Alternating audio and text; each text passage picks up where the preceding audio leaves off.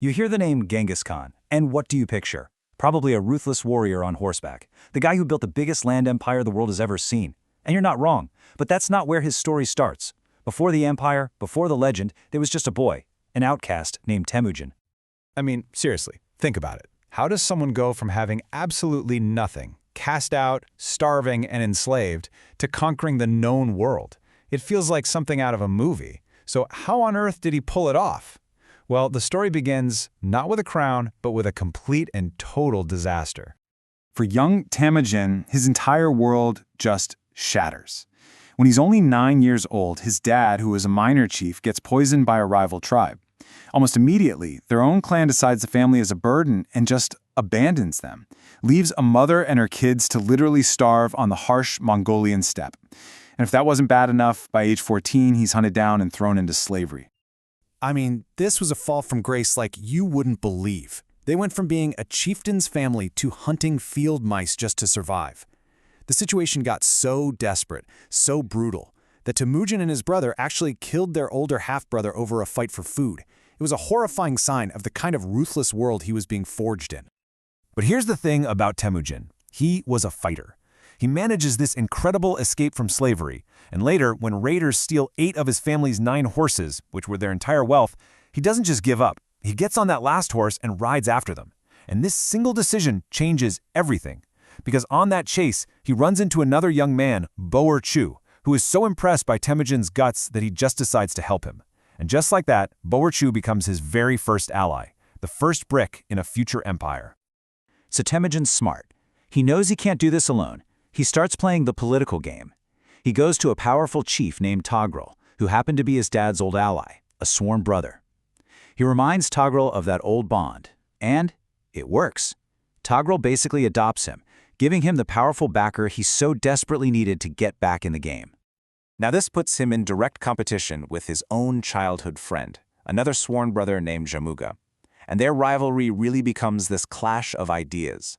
See, Jamuga was old school. He played by the rules of aristocracy and bloodlines.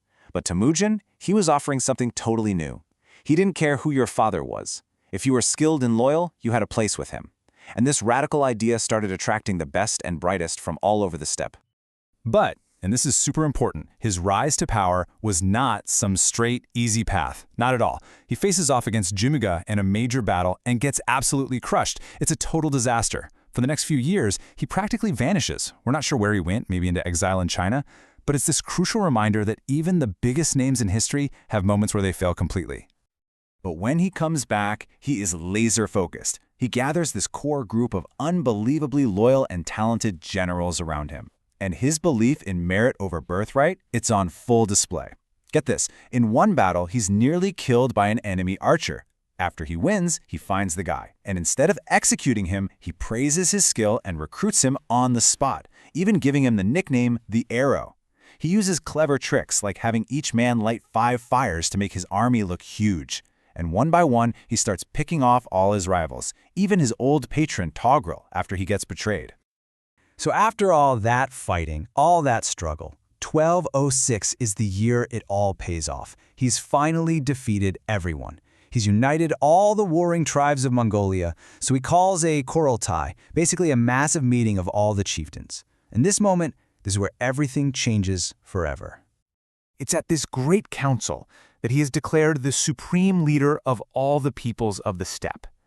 And this is where he leaves Temüjin behind. He's given a new title, Genghis Khan. We're not totally sure what it means, maybe universal ruler, maybe fierce ruler, but the message was unmistakable. A new power had just been born. So, he's the boss now. What does he do? He doesn't just sit back, he starts building a nation from scratch. First, he completely smashes the old tribal system, reorganizing everyone into groups of 10, 100, and 1,000, making them loyal to him, not their old clan. He creates one law for everyone, and he doubles down on promoting his generals based on skill. And to keep the other powerful families in line, he creates a 10,000-man bodyguard made up of their sons, basically a very well-treated group of hostages. But here's the thing you absolutely have to understand to get what happens next.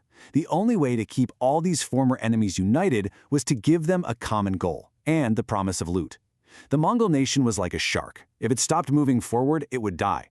To keep the tribes from fighting each other, Genghis Khan had to point them at everyone else. The engine of war was fired up, and it needed fuel.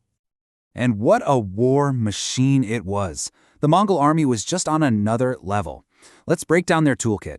They had the composite bow, which was incredibly powerful and could be fired from horseback. Every single warrior had multiple horses so they could cover insane distances, like 65 miles a day.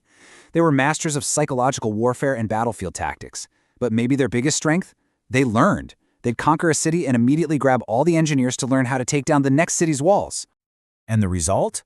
A tidal wave of conquest that just washed over the known world. It is staggering to look at the timeline. In 1211, they crash into China. A few years later, they turn west and just swallow a whole empire. By 1219, they're invading Persia. A few years after that, his generals are beating armies at the doorstep of Europe. The speed was just unbelievable. And if you want to see his genius in action, look at the invasion of the Khwarezmian Empire. This wasn't just brute force, this was 4D chess. He sent a small army as a decoy to lure the main enemy forces away. Then, he did the impossible. He marched his main army across a desert everyone thought was impassable and just appeared behind the enemy. It was brilliant, and it was devastating. But we have to be clear about something. This genius came at a horrific price. The Mongol conquests were unbelievably brutal. If a city fought back, it wasn't just conquered. It was wiped off the map. Great centers of civilization, Samarkand, Merv, Nishapur, were utterly destroyed, their people massacred. The human cost is almost impossible to imagine. Now, if you want a single statistic that shows you the sheer scale of his legacy, get this. Modern geneticists have found that as many as 16 million men alive today might be his direct descendants. That's about 1 in every 200 men on the entire planet. It's just a mind-boggling illustration of the impact one person can have on history. So how does it end for a guy like this? Well, he died the same way he lived, on the warpath. In 1227, during his final campaign, he passed away. And, true to his people's traditions, he was buried in a secret, unmarked grave somewhere in Mongolia. And to this day, nobody has found it. It remains one of history's greatest mysteries. But his death was far from the end of the story. His sons and grandsons just picked up right where he left off, expanding the empire even further. Eventually, that enormous territory split into 4 major empires, each ruled by his descendants, shaping the fate of China, Russia, Persia, and Central Asia for centuries. So, when you boil it all down, what was the secret sauce? It seems to be a perfect storm of 3 things. 1, his personal genius for uniting his people and creating a disciplined, loyal force. 2, a truly superior military machine that nobody could match. And 3, a bit of luck. The big empires he targeted were weak, divided, and basically ripe for the picking. Which brings us right back to the big, complicated question. How do we even think about Genghis Khan? Was he a brilliant visionary who built nations and connected the world? Or was he one of history's greatest monsters? The truth is, he was both. And that is the brutal, fascinating, and world-changing legacy of the outcast boy who conquered the world.